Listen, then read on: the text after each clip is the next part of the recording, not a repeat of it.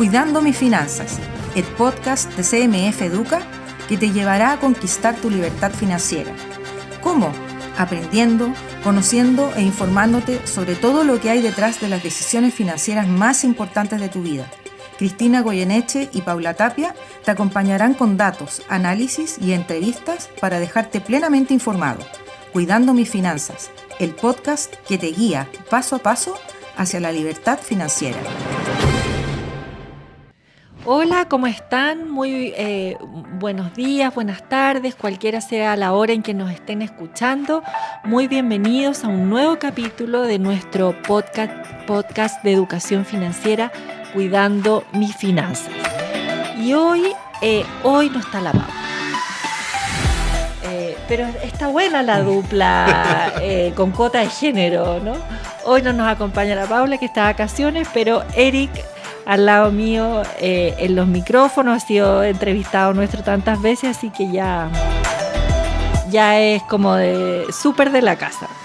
Sí, esperamos hacer el trabajo y sacar adelante el podcast del día de hoy. Nuestro entrevistado no está muy contento, parece. Quería... Exactamente. Él venía pensando en la Paula, pero bueno, es lo que hay. Y bueno, el tema que nos convoca hoy día, a mí me encanta el título. Hay que decir que Eric es quien trabaja en todos los contenidos de nuestro podcast. Conocer la ruta para el cobro del seguro. Porque siempre, a todos nos ha pasado. Te robaron, un incendio. Yo creo que el más típico, ¿no, Eric? Chocaste el auto. Sí. El tema es, ¿no es cierto? ¿Qué hago? Siempre es como con un poco de agobio, así. ¿Cómo cobro mi seguro? Sí, muchas veces uno está tranquilo porque tiene un seguro y, le pasa algo malo, viene un evento y uno no sabe qué hacer. O sea, a quién llamo, qué es lo que tengo, cuáles son los pasos en realidad que uno tiene que realizar. Y pensando en esto, y con la ayuda de nuestro invitado del día de hoy, vamos a ver justamente eso, el paso a paso, la ruta de cómo cobrar un seguro. ¿Lo presentas tú? No, tú, te regalo el micrófono. Bueno, quiero dar la bienvenida a Fernando Pérez. Fernando es director de reclamaciones. Pero además Fernando tiene un conocimiento súper amplio respecto a los temas de seguro, no solamente la parte de reclamaciones. Y la gracia es que hemos interactuado mucho con él en otras cosas de educación financiera. Entonces, la gracia y la mayoría de la parte del guión, yo trato de cambiar algunas palabras, pero el trabajo principal es de Fernando. Así que darle el reconocimiento también, no solo por estar acá, sino que por ayudarnos en esto y en el contenido que ustedes pueden encontrar también en CMF Educa. Y pasando un poquito ya más al área chica, ¿cierto? Fernando, ¿cómo es esto de la ruta para cobrar el seguro? ¿Qué hacer para poder hacerlo? Yo creo que esa es la pregunta que tiene la mayoría de la gente. Bueno, muchas gracias por la invitación. La verdad es que sí, he hecho de menos a la Paula, pero Eric está muy bien. Me ha tocado trabajar muchos temas con Eric. Hemos desarrollado documentos de información y educación. Y claro, cuando pensamos en el tema de los seguros, dado que los seguros son un producto intangible cuya utilidad se verifica principalmente cuando ocurre un siniestro. Porque ¿qué es lo que nos pasa? Compramos una póliza, adquirimos un seguro y mientras no ocurre el riesgo, no hay problema. Y no sabemos, en definitiva, ¿no es cierto?, qué tan bueno, qué tan malo, qué tan útil nos resulta un seguro. Entonces, cuando se produce el momento de la verdad en los seguros es cuando nos ocurre un siniestro. Ahí, cuando nos ocurre un siniestro, cuando tenemos un imprevisto, cuando se produce una situación determinada, ahí en ese momento nos acordamos que tenemos una póliza, nos acordamos tal vez que tenemos algún pago automático de cuentas en alguna tarjeta o a través del banco. y tratamos de ver si tenemos la póliza a mano también para verificar, ¿no es cierto?, las condiciones. Entonces, cuando ocurre el siniestro, es muy importante desde la perspectiva de la Comisión para el Mercado Financiero que las personas tengan conocimiento de cómo se debe cobrar un seguro, qué es lo que tengo que hacer para cobrar una póliza, y tal vez desmitificar algunas cosas, porque la verdad es que la ruta del cobro del seguro no es una ruta excesivamente complicada. Vamos a ver que tiene pasos bien claros, bien definidos.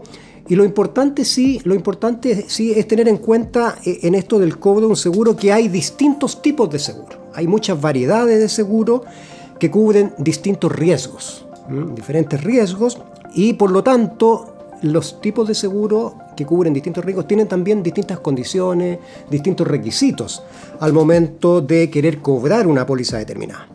Por lo tanto, si bien hay diligencias comunes o trámites que son más o menos habituales en los distintos tipos de seguros, pero también hay que tener presente que cuando yo voy a cobrar una póliza determinada, por ejemplo un seguro de auto o un seguro de vida, cada póliza va a tener requisitos específicos, dependiendo del tipo de riesgo. No es lo mismo cobrar un seguro de auto, ¿no es cierto?, que cobrar un seguro de vida. Lo primero entonces que uno debería hacer, ocurre el siniestro, es vamos por la denuncia. Sí, el primer paso es la denuncia del siniestro. Hay que señalar que el cobro del seguro no siempre, generalmente no es inmediato. No es que ocurra un siniestro, voy a la compañía y recibo inmediatamente el pago de la indemnización. No, previamente hay algunos pasos previos que cumplir, y el primero de ellos es la denuncia de siniestro. La denuncia de siniestro se efectúa ante la compañía de seguros con la cual yo tengo contratada mi póliza. Esta denuncia o este trámite, esta gestión que debe realizar el asegurado, marca el inicio de la ruta para cobrar una póliza de seguro. Como dije, normalmente el pago no es inmediato, y la compañía de seguro, una vez que recibe la denuncia de siniestro, lo que hace es proceder a realizar un procedimiento de liquidación que se llama técnicamente, que termina con un informe final de liquidación. Súper buen punto, porque tú dijiste, a ver, me pasó un siniestro, yo voy y hago la denuncia, pero hay todo un proceso que tú bien lo dijiste, que es el de liquidación. ¿Cómo le podemos explicar a la gente qué significa este procedimiento de liquidación y qué alcance tiene? Bueno, la verdad es que puede ser complejo para las personas que no están familiarizadas con los seguros, que es la generalidad de la población, entender esto del procedimiento de liquidación y por qué existe un procedimiento de liquidación o para qué se utiliza un procedimiento de liquidación. En términos simples, el procedimiento de liquidación es una serie de actos, de gestiones o de trámites que deben realizarse por parte de una persona o una entidad que se llama liquidador de siniestros. El liquidador de siniestros tiene a su cargo un procedimiento que se llama de liquidación, que tiene por objeto establecer a través de un informe final de liquidación las circunstancias en que ocurrió un siniestro, cómo ocurrió el siniestro, bajo qué condiciones se produce el siniestro, y determinar en ese informe si ese siniestro tiene o no cobertura de acuerdo a la póliza que se ha contratado. En caso que efectivamente el liquidador concluya que hay cobertura para ese riesgo que se está denunciando, se va a recomendar por parte del liquidador el pago de una indemnización por el siniestro correspondiente. Todo esto se materializa en un informe final de liquidación que se presenta en forma simultánea a la compañía de seguros y al asegurado. Hay dos formas de realizar la liquidación de un siniestro. Una es una liquidación directa que está a cargo de un empleado, de un funcionario, de un colaborador de la compañía de seguros. Y otra forma de realizar la liquidación de siniestro es a través de un liquidador externo o independiente de la compañía de seguros, que es ajeno a la compañía. Ya sea un procedimiento u otro, debe comunicarse el resultado final al asegurado. La decisión en cuanto a si se va a liquidar en forma directa por un empleado de la compañía o si se va a hacer una liquidación externa la toma la compañía de seguros y tiene que comunicarla o informarla al asegurado 3 días hábiles posteriores a la denuncia del siniestro. En ese momento, cuando yo hago la denuncia, voy a recibir una comunicación, un aviso, donde la compañía me va a informar: señor, su siniestro se va a hacer una liquidación directa por tal persona o vamos a designar un liquidador externo e independiente. En ambos casos, sea liquidación directa, sea liquidador independiente, hay que señalar que ambos procedimientos están sujetos a un principio técnico que se llama principio de objetividad y de carácter técnico. ¿Qué significa esto? Significa que el informe de liquidación que se realiza por parte del liquidador tiene que tener una opinión fundada sobre la procedencia de la cobertura, en este caso, de que sí tengo derecho al pago o no tengo derecho al pago, y también respecto del monto que se está proponiendo para pagar como indemnización y cómo se determina este monto a pagar la indemnización. De manera tal que, no por ser una liquidación directa a cargo de un empleado de la compañía, va a ser una liquidación que se aparte de un contenido técnico. Siempre tiene que tener un contenido técnico, independientemente de una u otra forma. Ya, te voy a bombardear muchas preguntas que me surgieron escuchándote. Primero, para el cobro de cualquier, las voy a hacer todas juntas. Para el cobro de cualquier seguro existe esta opción de liquidación de manera directa o externa. Lo otro, si hay una liquidación externa, por ser externa, valga la redundancia, ¿es más largo el proceso? ¿Se va a demorar más el trámite de cobro? Y finalmente, si yo no quiero, me comunican que me toca la opción de liquidación externa y yo no quiero esa opción, ¿puedo negarme? Voy a partir por lo último. Después me recuerda si me olvido de las preguntas que me hiciste las anteriores. Pero respecto de lo último que plantea en cuanto si puedo, a qué puedo hacer frente a una decisión de liquidación directa, la verdad es que efectivamente el asegurado no está obligado a aceptar una liquidación directa. Y él puede y tiene derecho a oponerse a la decisión de la compañía de liquidar en forma directa, y en este caso lo que tiene que hacer el asegurado es solicitar a la compañía dentro de un plazo que señala el reglamento de 5 días para que designe un liquidador independiente. Entonces el asegurado se opone, dice: señor, no quiero liquidación directa, quiero que se designe un liquidador independiente, y la compañía deberá dentro del plazo de 2 días designar a un liquidador externo o independiente. Lo que sí no tiene derecho el asegurado, una vez que la compañía toma esta decisión de designar un liquidador independiente, el asegurado no puede oponerse al liquidador que ha designado la compañía, ni tampoco puede pedir el cambio de liquidador, ni tampoco puede objetar la designación que ha hecho la compañía. O sea, la liquidación en ese caso se va a realizar por un liquidador externo o independiente, designado, aquel que haya designado la compañía de seguro. Eso es lo primero. En cuanto al plazo, es lo mismo. No hay diferencia de plazo entre una liquidación directa y una liquidación por un liquidador independiente. Es exactamente el mismo plazo general y el mismo procedimiento, y aplican los mismos principios. No hay diferencias formales ni cualitativas en cuanto al fondo de la finalidad del informe de liquidación. Y respecto de la otra pregunta, en cuanto a si esto hay alguna diferencia entre los tipos de seguro, no. Esto aplica para cualquier tipo de seguro, no hay diferencia. Ahora, lo que sí conviene señalar que en la práctica hay ciertos tipos de seguro donde se utiliza más la liquidación directa que en otros. Porque la liquidación directa en general son procedimientos, digamos, o riesgos más comunes, más simples de liquidar, ¿no es cierto? No tan complejos desde el punto de vista técnico. Imaginémonos, por ejemplo, el incendio de Valparaíso. Por ejemplo, el incendio de Valparaíso, las compañías de seguro no hicieron en general liquidación directa, designaron liquidadores externos independientes que tienen un staff, ¿no es cierto?, que tienen una oficina, que tienen profesionales, para poder evaluar los riesgos de una manera mucho más amplia. Entonces diríamos que en grandes riesgos o en siniestros más complejos, generalmente se utiliza la liquidación por un liquidador externo o independiente de las compañías. Perfecto. Y tomando en cuenta que hay muchos detalles en todo el proceso de liquidación, ¿existe algún lugar donde yo pueda revisar así en detalle cuál es la información sobre todo el proceso de liquidación?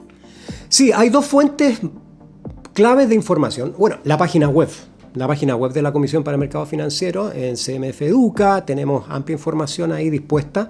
Se puede consultar todo el procedimiento de liquidación, se puede consultar también a través de la normativa, el reglamento de liquidación, que está en un decreto supremo, ¿no es cierto?, que está ahí perfectamente a disposición de las personas. Pero por otra parte, existe una circular de la Comisión para Mercados Financieros que obliga a incluir en cada póliza, al final del texto de cada póliza, un anexo. Y ese anexo describe paso a paso el procedimiento de liquidación. Entonces, esa es una alternativa que está muy al alcance de la mano, está al final de toda la póliza. Cualquier póliza que tomemos, la revisamos y al final vamos a encontrar un anexo que tiene todo este detalle. Ahí, Fernando, quizás es importante decirle a la gente, porque yo soy muy mal en eso y pueden haber otros como yo, en que uno guarde las pólizas, porque de alguna manera, aunque sea digital o en papel, pero es un documento que, como decías tú, como uno no lo usa tanto, y cuando ocurre el evento es que lo requieres en el fondo. Entonces, como que es importante como tenerla, ¿no? Una carpetita, pólizas. Y si uno no la llegara a tener, ¿existe alguna parte donde yo pueda bajar esa póliza? Sí, efectivamente, sí, nos pasa eso, que la póliza la guardamos, las pólizas además se van renovando año a año también, entonces muchas veces podemos tener un texto que ni siquiera esté vigente, porque puede ser un texto más antiguo, se ha renovado y ha podido tener algunos cambios. Sí, el ideal es tener algún archivo, en alguna parte tener algún registro de la póliza de seguro, pero si no tengo la póliza a mano, al menos...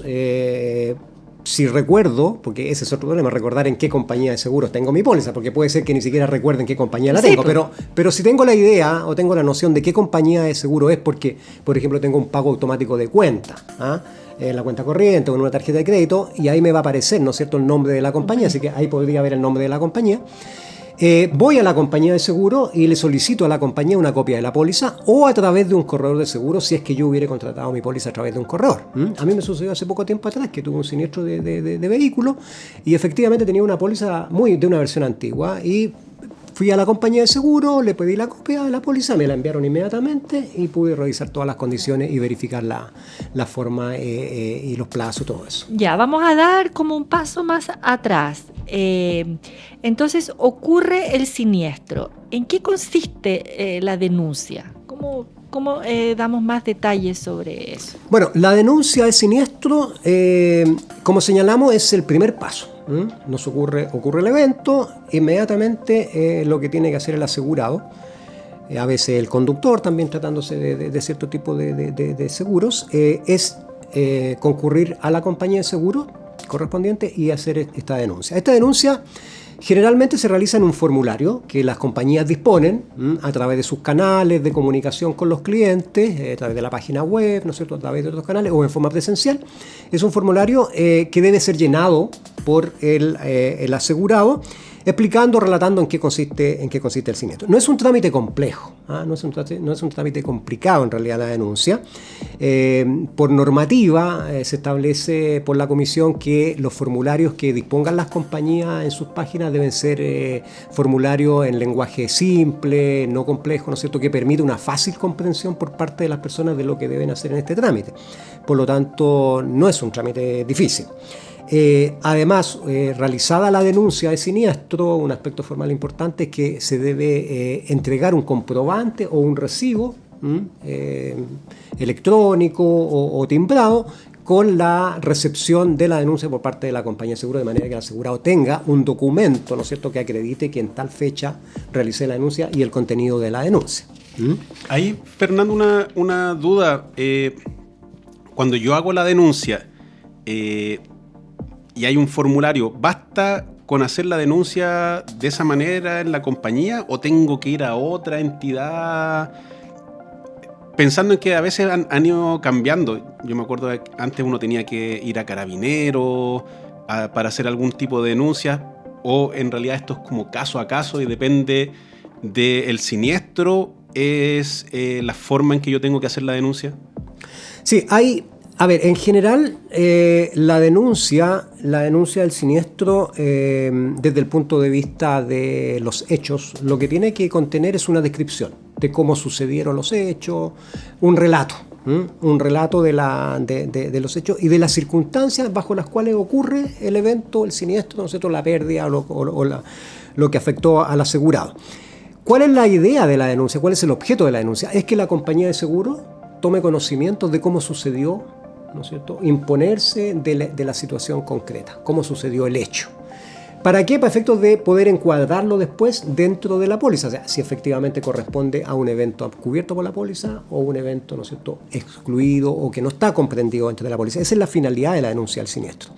Esta denuncia se debe hacer a la brevedad posible, y en muchas veces, en ciertos casos, hay plazos establecidos en las pólizas también que deben cumplirse.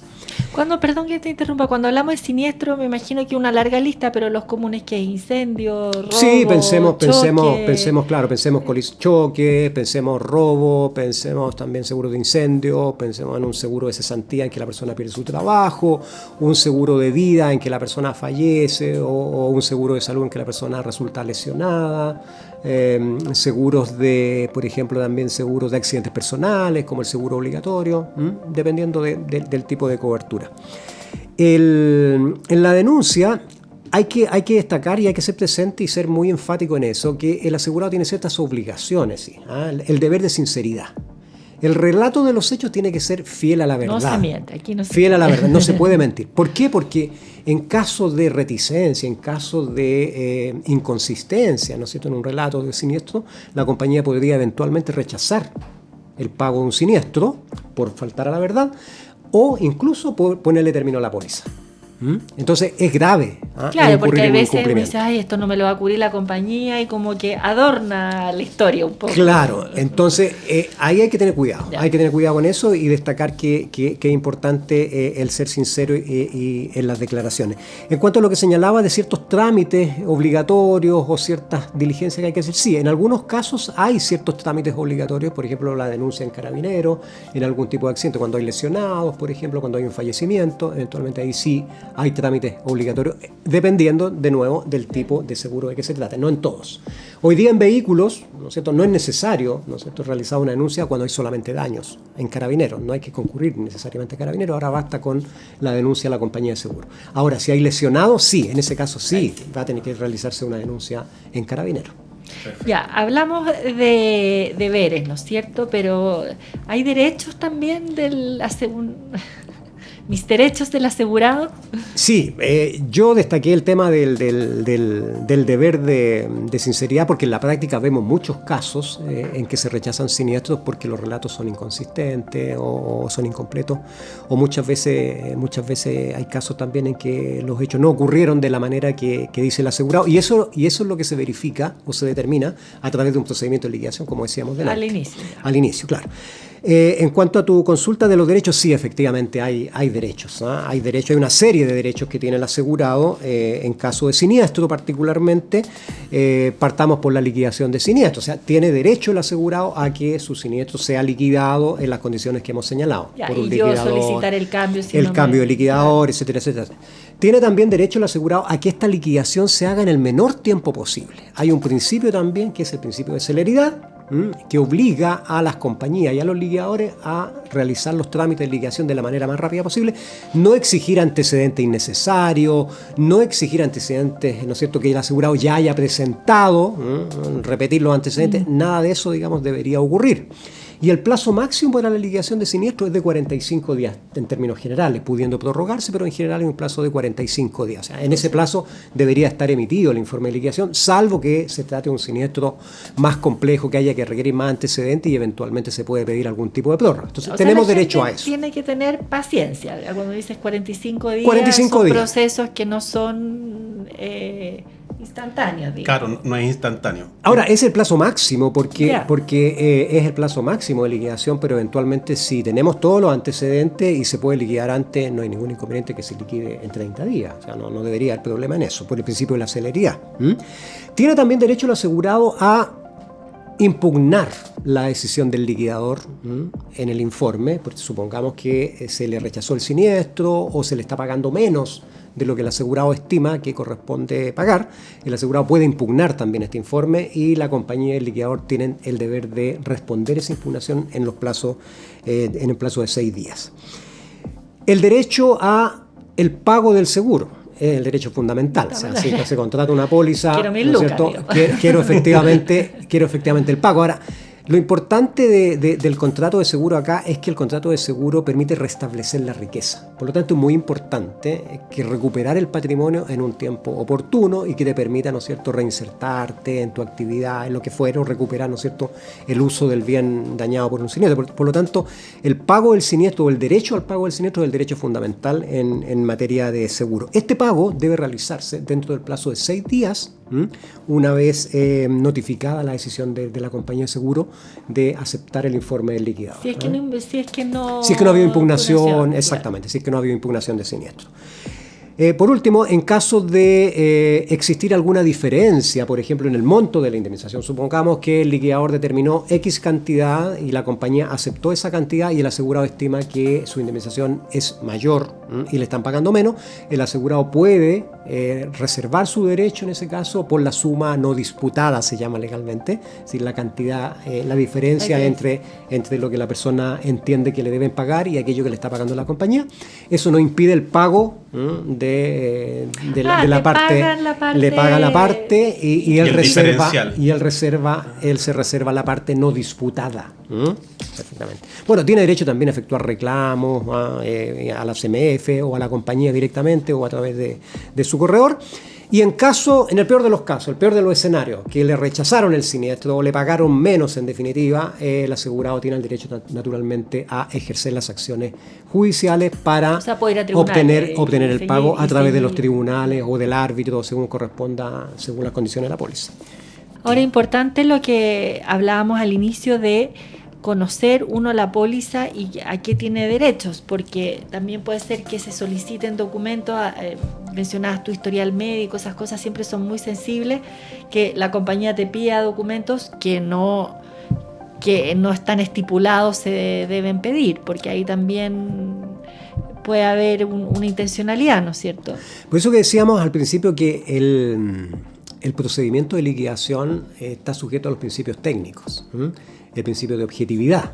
El principio de objetividad precisamente apunta a requerir aquellos antecedentes que sean estrictamente necesarios para poder determinar la existencia o no de una cobertura de seguro. Es decir, efectivamente hay ciertos documentos que no pueden solicitarse documentos superfluos, ¿no es cierto?, o simplemente por pedir documentos. Tienen que tener una finalidad para efectos de poder establecer y estar relacionado naturalmente con el tipo de seguros.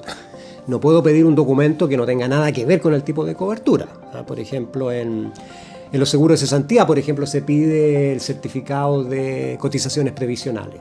Eso es razonable. ¿Por qué se pide un certificado de cotizaciones previsionales en seguros de cesantía? Porque hay que establecer, ¿no es cierto?, el vínculo laboral y los pagos, ¿no es cierto?, de cotizaciones de un trabajador. Entonces, ese documento naturalmente se tiene que pedir y es natural que se pida.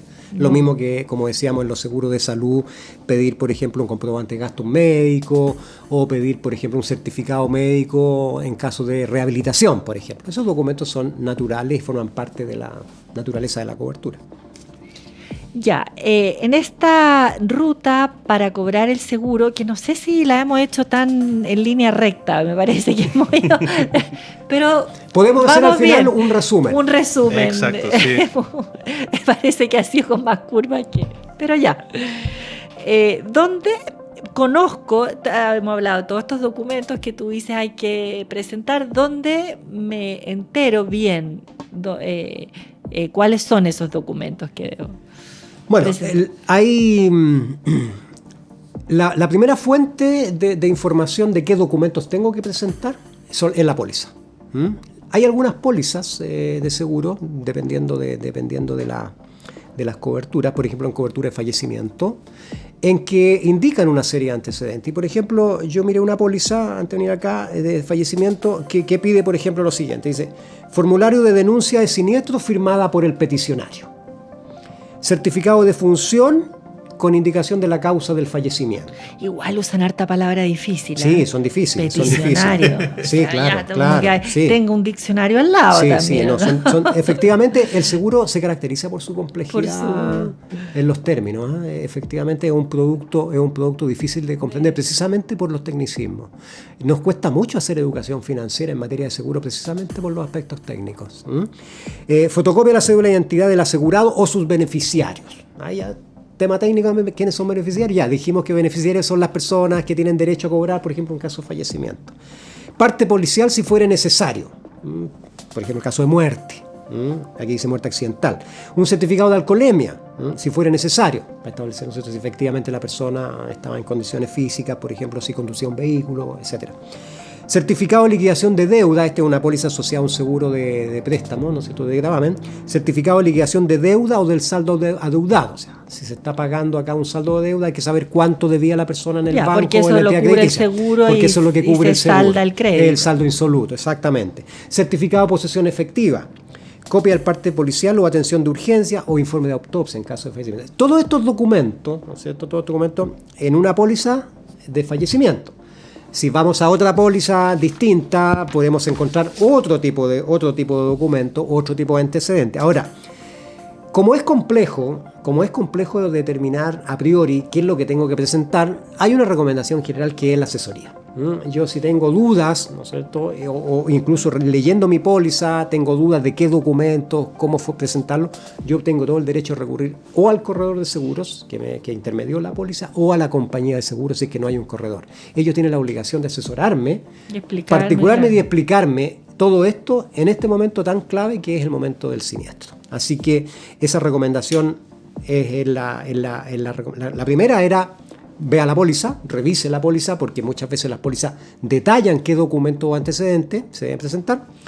Y en caso de tener dudas o no tener claro o no tener acceso al documento de la póliza, vaya a la compañía o al corredor para que le explique y la asesore y la acompañe en esta ruta. Si en esta ruta no estoy solo, en esta ruta para cobrar no estoy solo.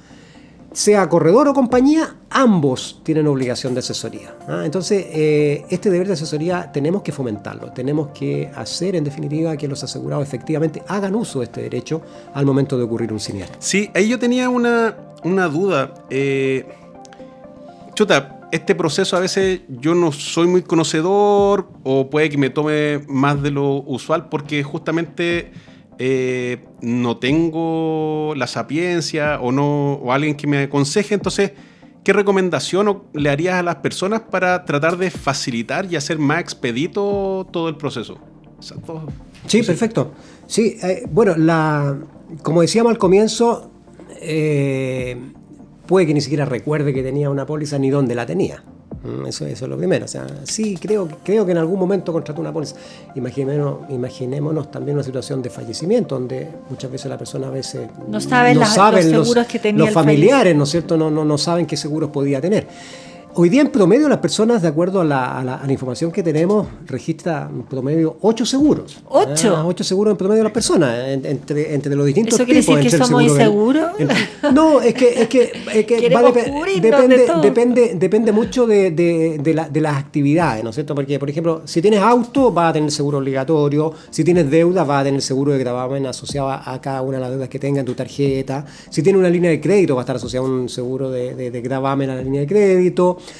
Si tienes un ISAPRE, probablemente tengas un seguro complementario de salud. O sea, ahí tenemos 4. El ahorro previsional también tiene. El ahorro previsional también tenemos otro. Entonces, ya tenemos varios seguros ahí, ¿no? O sea, consciente e inconscientemente la lista crece. Se extiende. Entonces, si no sabemos, si no tenemos o queremos verificar qué tipo de seguro tenemos, hay un sistema, efectivamente, que está dispuesto en la plataforma de la CMF, que es Conoce tu Seguro, que te permite, con tu RUT, ingresar a esa plataforma y verificar todos los seguros que la persona tenga contratado.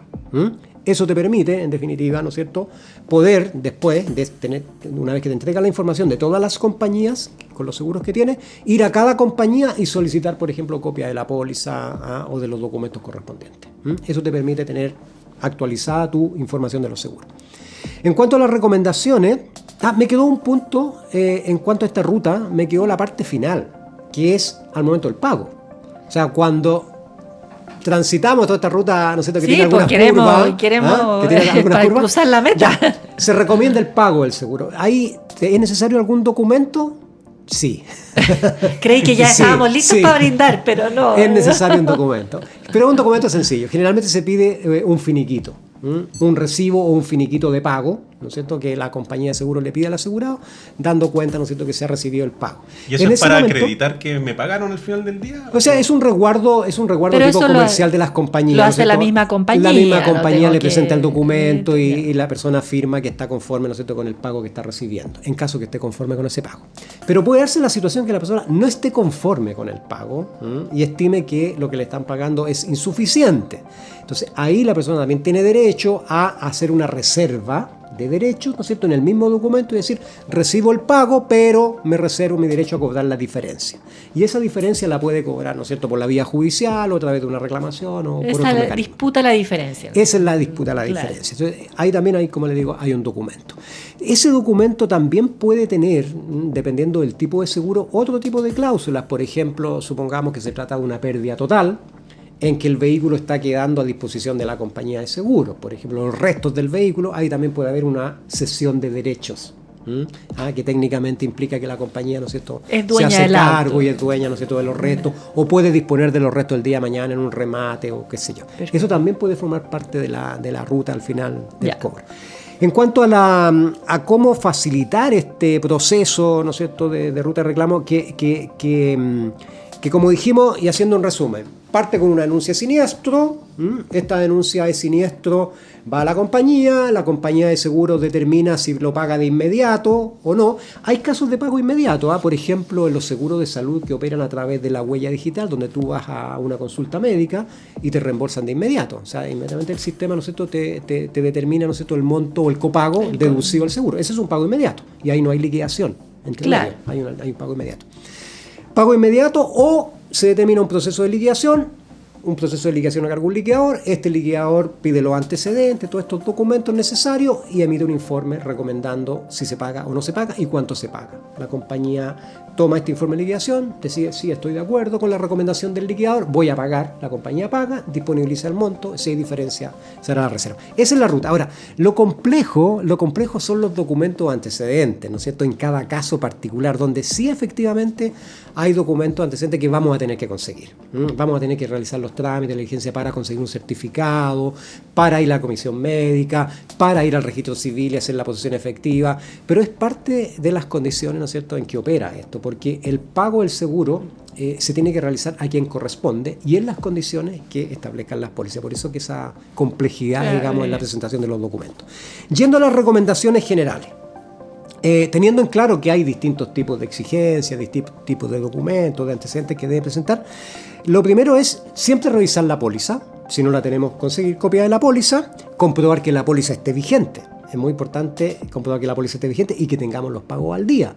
Porque puede ser también que ocurra, ¿no es cierto?, que hayamos contratado una póliza, en algún momento determinado dejamos de pagar esa póliza y a lo mejor esa póliza está terminada por no pago. ¿Tienes que ir al día con la cuota o tienes un margen de atraso? Tienes que ir al día con la cuota porque la compañía de seguros puede poner término a la póliza, te tiene que enviar un aviso. Te tiene que enviar un aviso de término en caso de no pago de la prima y la póliza termina en el plazo de 15 días desde el enviado el aviso de término. Perfecto. Ahora, ¿qué es lo que ocurre? El problema muchas veces también es el cambio de los datos. A veces, por ejemplo, la persona cambió su dirección, ¿no es cierto?, se cambió de casa, cambió su correo electrónico y el aviso llegó, ¿no es cierto?, al lugar registrado en la póliza, en la primera póliza que contraté hace 5 años atrás. Y ahí nunca se va a enterar. Hay que estar muy atento entonces a los estados de cuenta también, si efectivamente me están descontando la prima, ¿no es cierto?, si me está llegando el cobro. Claro, yo puedo creer que me están descontando y algo ha pasado. Claro, no. Exacto. Entonces, que la póliza esté vigente, que tenga la prima al día. Y si no tengo cómo verificar esto, pido una copia de la póliza, que es la recomendación general de pedir la copia inmediatamente al corredor o a la compañía. Después hay que tener presente, en segundo lugar, lo que señalamos en cuanto a la asesoría. Es clave la asesoría del corredor o de la compañía, que están obligados a darla en todo momento y particularmente en el momento del siniestro, porque siempre se dice, no, es que hay mucha información al momento de la venta y después no, bueno, pero tenemos que pedir y hacer efectivo este derecho, lo tenemos como asegurado.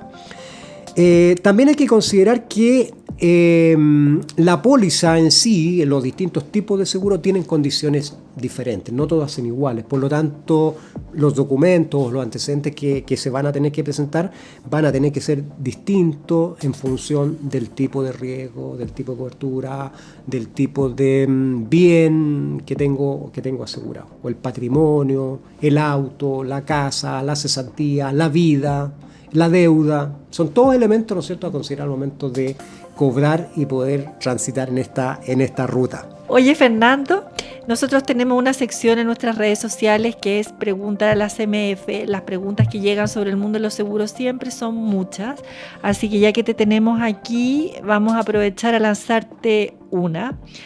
Dice, hola, tengo un crédito de consumo con seguro de gravamen. ¿Puedo renunciar y tener devolución? Tema candente, tema complejo.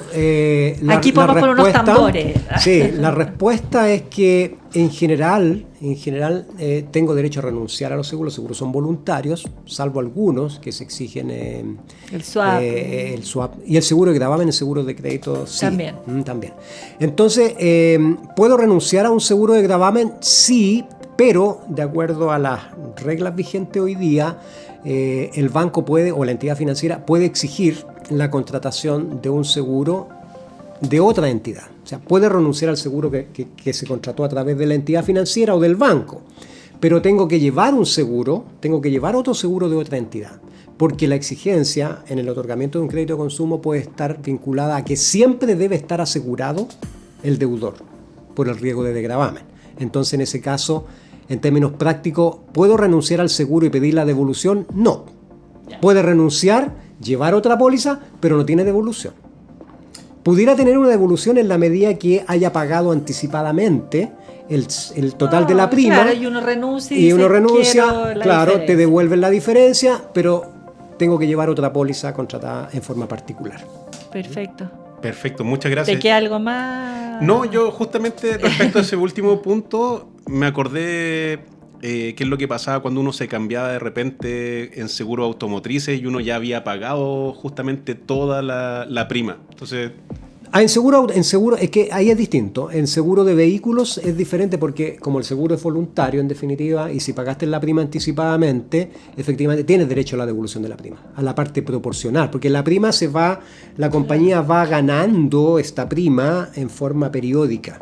Entonces, si tú pagaste la prima anticipada durante un año y le pones término a los 6 meses, te van a tener que devolver la prima proporcional a los 6 meses que no tuviste cobertura. O sea, el principio es que la compañía tiene derecho a cobrar la prima efectivamente percibida por el tiempo en que asumió el riesgo.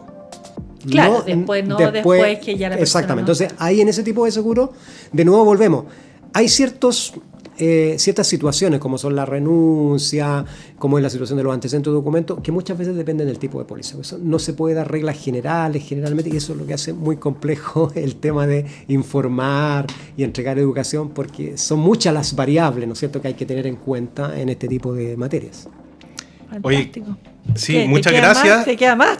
No, me queda mucho más claro ahora cómo es la ruta. 1.000.000 de gracias a todos y a todas por escucharnos en esta nueva edición. Súper invitados a revisar los capítulos pasados, los futuros. Gracias, Fernando, por acompañarnos otra vez y hasta la próxima.